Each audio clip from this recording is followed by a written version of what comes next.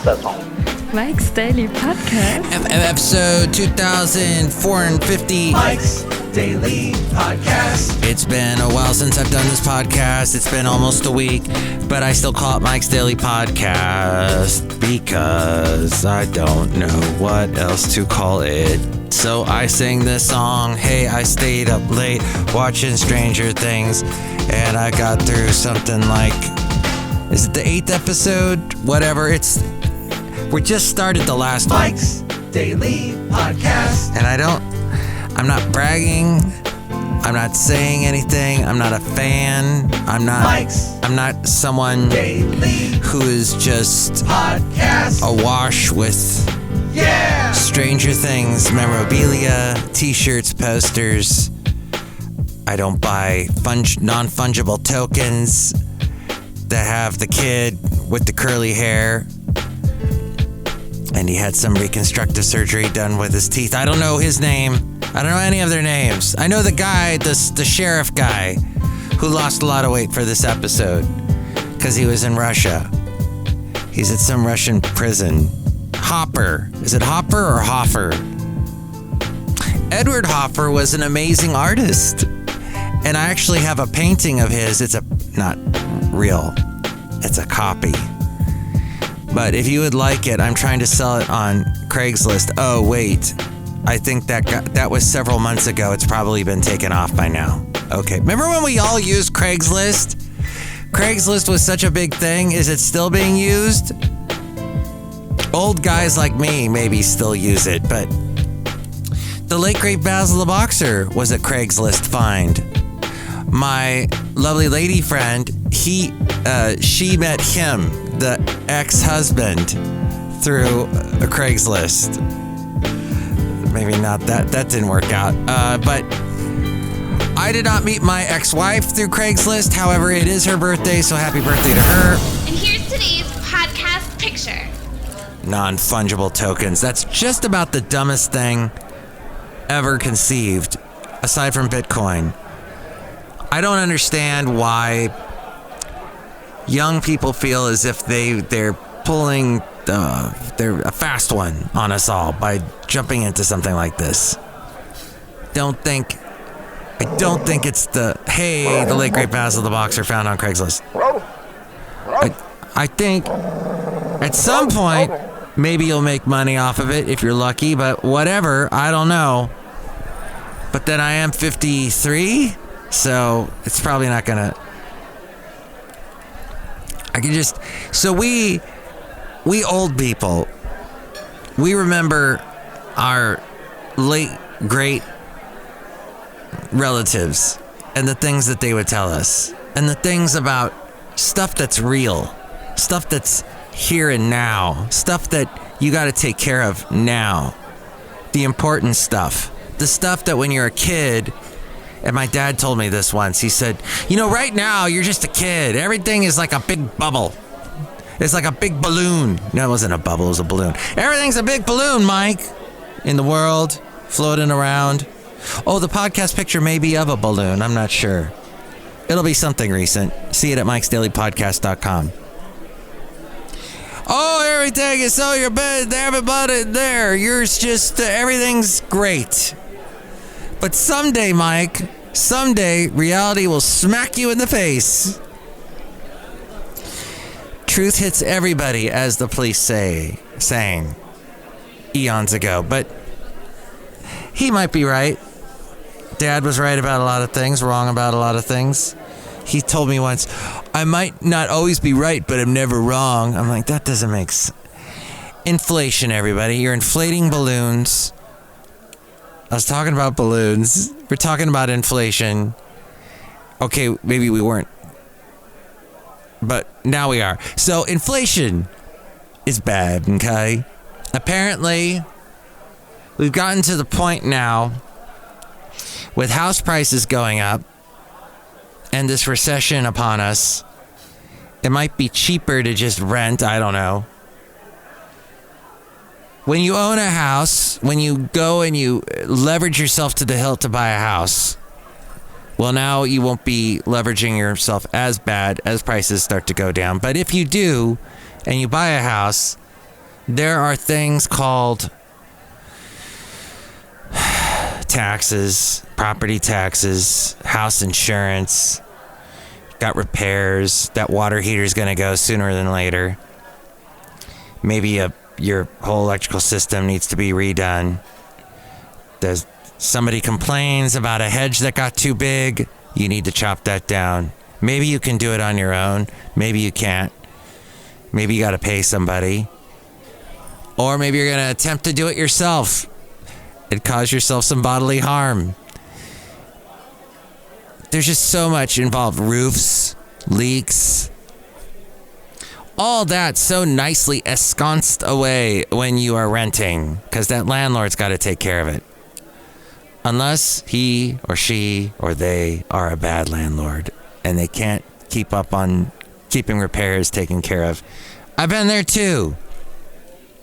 And then, as if by some sweet bit touched by irony and fate, the house that I rented, I was in a duplex, a house, but the room that I rented, that house, the whole thing burned to the ground.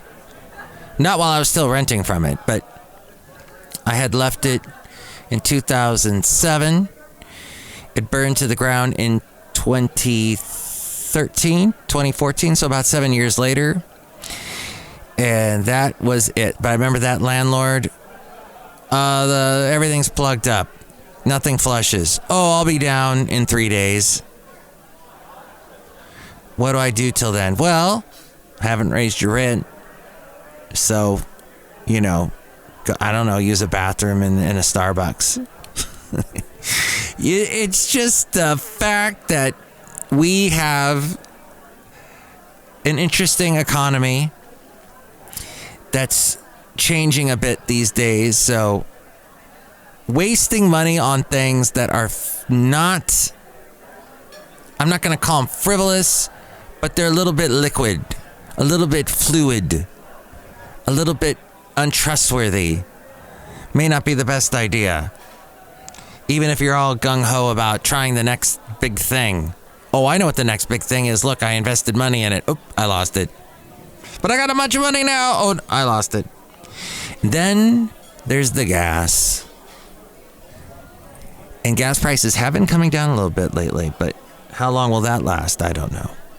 Here at Cafe Anyway. Do any of you know? No? All right, then I'm going to leave. Walking outside a Cafe Anyway, somewhere in Podcastro Valley. Maybe you want to leave and go into space?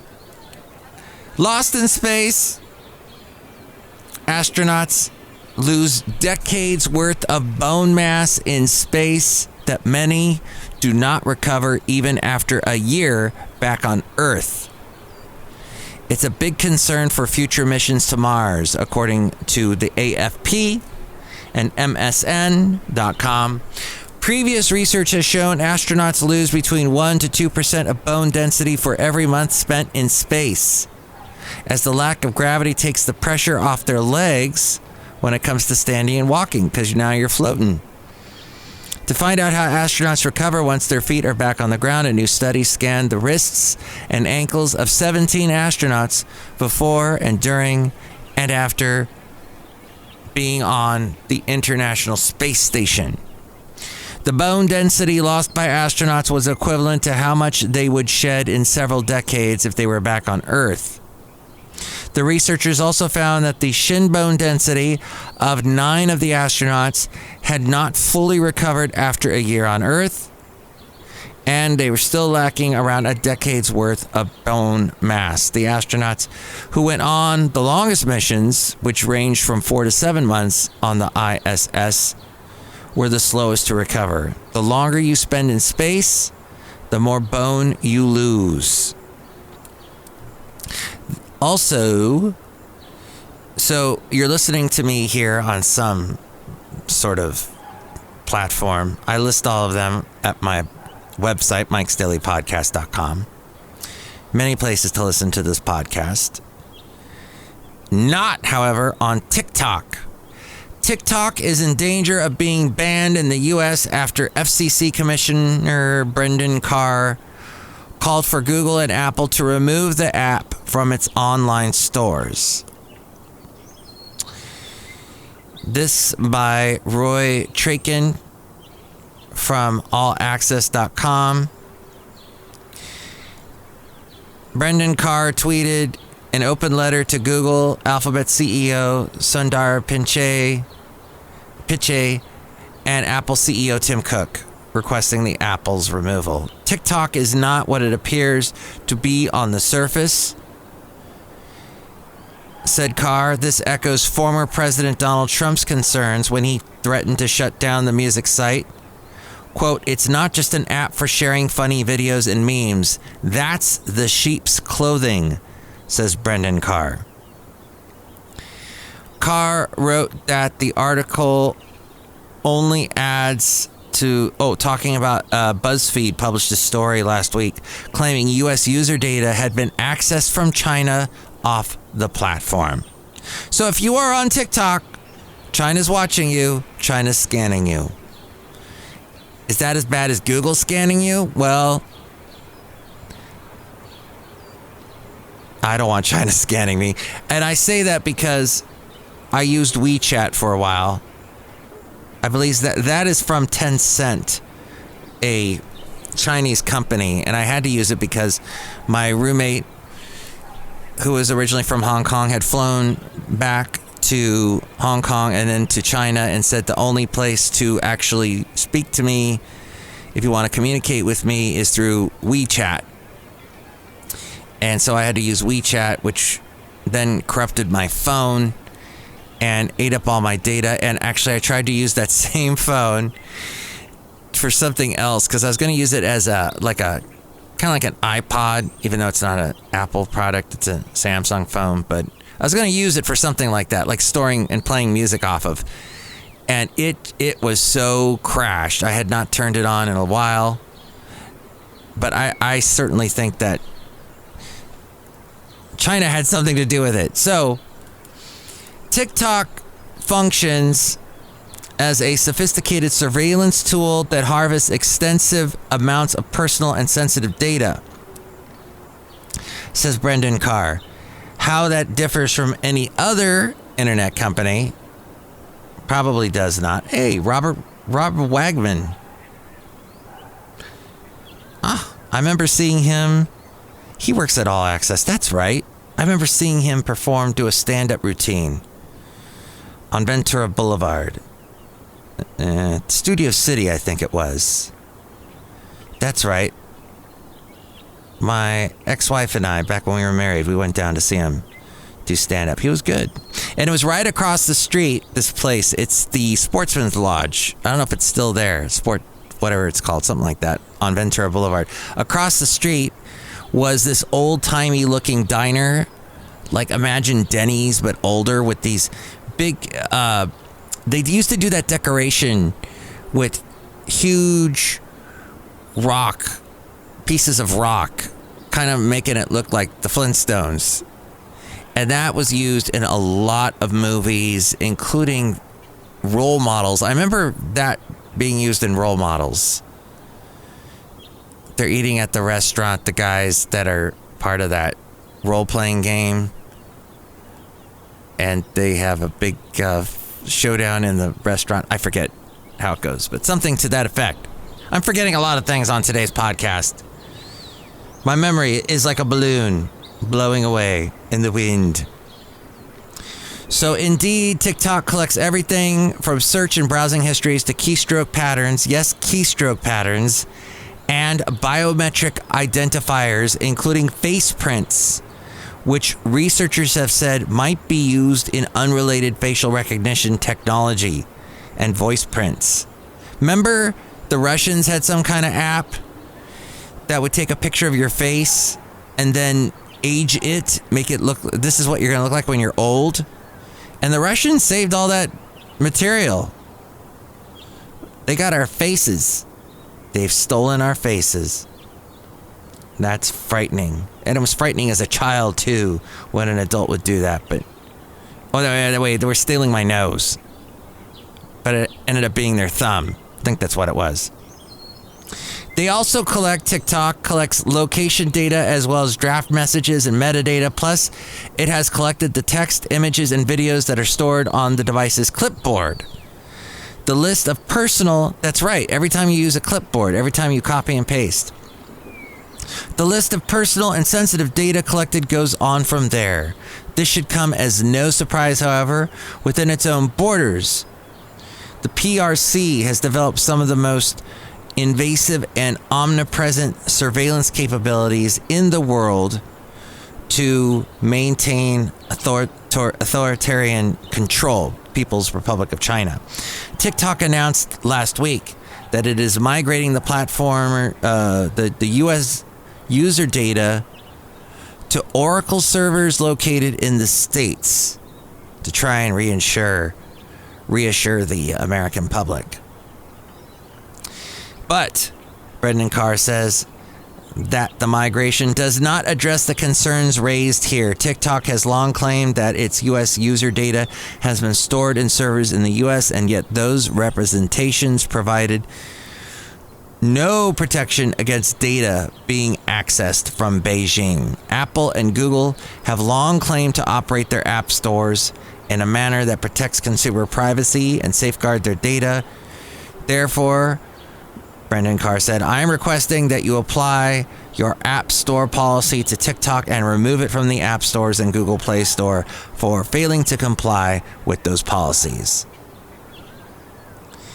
And Carr requested a response by July 8th from the two companies. Finally saying, will someone explain the